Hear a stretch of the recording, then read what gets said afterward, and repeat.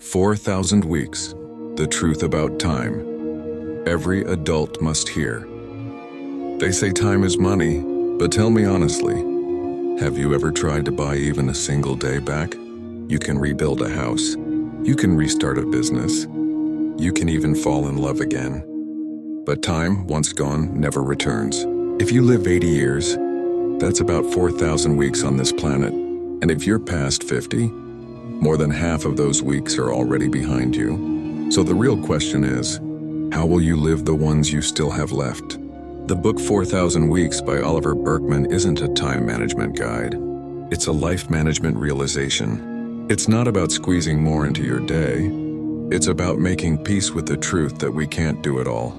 If you've spent your life rushing between work, family, and responsibility, this book might finally slow you down enough to start living, not just surviving. Part 1, The Illusion of Control. Burkeman starts with a truth most of us avoid. We live as if we can control time. We plan every hour, write to-do lists, set alarms, as if one day we'll catch up and finally have time. But that day never comes. Let me tell you about Mr. Tarek, a school teacher. He spent 35 years teaching children, a kind, respected man. Every year he said, "I'll travel after retirement. I'll write my book when I have more time." Then retirement came, but his health wasn't the same. The energy he'd been saving for someday never returned. He once told a student, "I had time for everyone except myself." Burkeman reminds us, the problem isn't that we don't have enough time. It's that we try to make time for everything.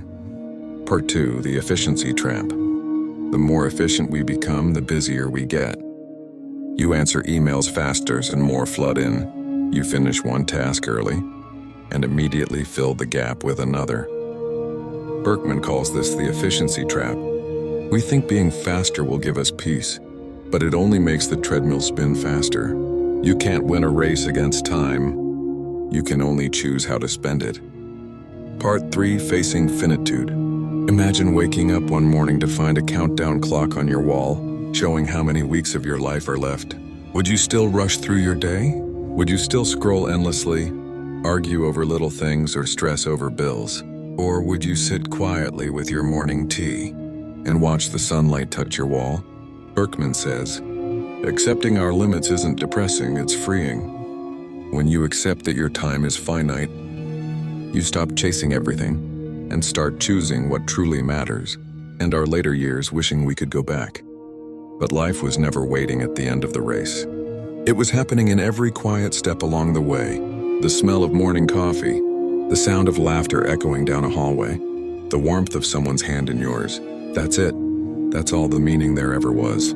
If you're listening to this late at night, maybe you're tired, maybe you feel behind, like everyone else figured it out but you. But hear this softly. You are not behind. You are exactly where life has brought you, right here in this breath. You haven't wasted your time, you've lived it. Even in the chaos, even in the waiting, even in the heartbreak, you were becoming. And maybe that's what Burkeman wanted us to see all along, that the point of these 4,000 weeks is not to conquer time, but to feel it, to touch the edges of our brief existence and call it beautiful anyway. The promise of the morning. Tomorrow will come, quietly like it always does. You'll wake up, open your eyes, and be given another small miracle, another day. Don't waste it on what doesn't matter. Don't measure it by how much you accomplish. Measure it by how deeply you notice the world.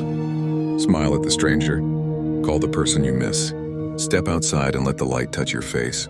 Because every sunrise whispers the same truth. You are still here, and that means there's still time to begin again. My final words. In the end, 4,000 Weeks isn't just a book.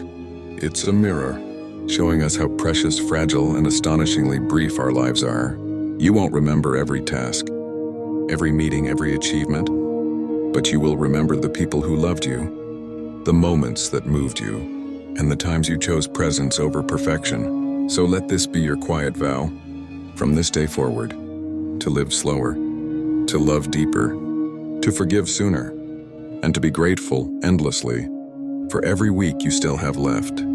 Because one day when the clock runs out, you won't wish for more time. you'll wish you had lived the time you were given. Part 4, The Trap of Someday. Someday I'll do it. How many times have you said that?